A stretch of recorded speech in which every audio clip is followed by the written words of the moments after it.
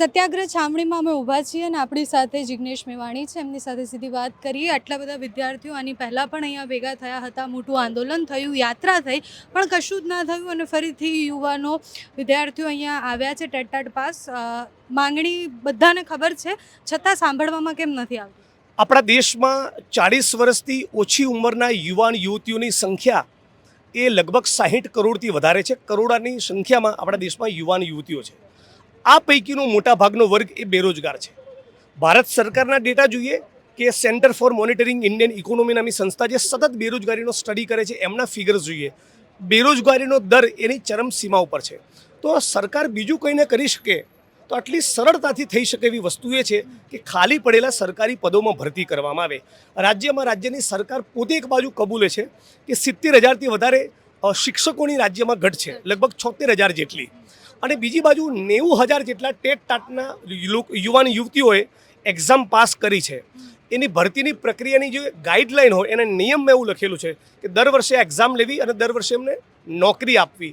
તો જ્યારે 70,000 શિક્ષકોની ઘટ હોય અને બીજી બાજુ 90,000 ટીચર્સની એક્ઝામ પાસ કરીને બેઠેલા ટેટ ટાટના યુવાન યુવતી હોય, તો શા માટે રાજ્યની સરકાર એમને મળી, એમની સાથે ડાયલોગ કરી, એમની સાથે વાતચીત કરી, એમના પ્રશ્નોનું નિરાકરણ કેમ નથી લાવતી, આ સમજાતું નથી. મને લોકોએ અહીંયા કહ્યું કે લગભગ 100 જેટલા આવેદનપત્ર એ રાજ્યના મુખ્યમંત્રીને, ચીફ સેક્રેટરીને અને શિક્ષણ સચિવ અને શિક્ષણ મંત્રીને આપ્યા છે. 100 આવેદનપત્રો 70,000થી વધારે શિક્ષકોની ઘટ હોવા છતાં આપવા પડે, આ પોતે જ રાજ્યની સરકારના વલણ વિશે ઘણું બધું કહી જાય છે. એટલે આજે અમે બધા લગભગ 101 લોકો આજે ડિટેન થયા છીએ અને આંદોલન આવનારા દિવસોમાં વધુ તેજ અને વધુ ઉગ્ર બનશે, વધુ મજબૂત તાકાતથી લડીશું. કેમ કે 70,000 જેટલા સરકારી પદ ખાલી હોય અને તમે એમાં ભરતી કરો જ નહીં, એ તો બિલકુલ વાજબી વસ્તુ નથી. ગુજરાતની વર્તમાન પેઢીનું, ગુજરાતની આવનારી પેઢીનું શું ભવિષ્ય રહેશે? રાઈટ, આપણે ખાલી પડેલા સરકારી તમામ પદોમાં ભરતી કરવી જોઈએ, પણ શિક્ષકોને તો પ્રાથમિકતા આપવી જોઈએ.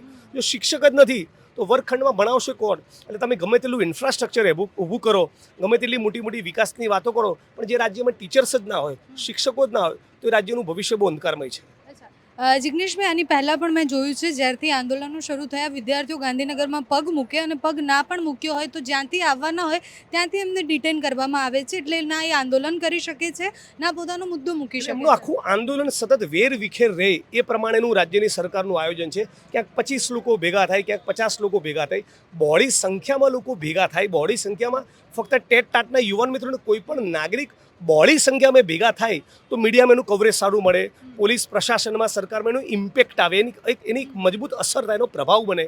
એ સરકાર અહીં થવા દેતી નથી. એટલે સતત બધાને ડિટેન કરવા, પોલીસ પરમિશનો નહીં આપવી, એમની સાથે સંવાદ નહીં કરવો, બિચારા સતત રાજ્યની સરકારને આવેદનપત્રો આપીને થાકી ગયા. એ બાદ પણ એમની માગણી અને લાગણીનો સ્વીકાર નહીં કરવો એ બિલકુલ અનુચિત વસ્તુ છે. હું આપના માધ્યમથી સરકાર સમક્ષ વિનંતી કરું છું, અપીલ કરું છું કે તાબડતોબ આ પ્રશ્નોનો નિકાલ કરવો જોઈએ. ગુજરાતના ભવિષ્યનો સવાલ છે.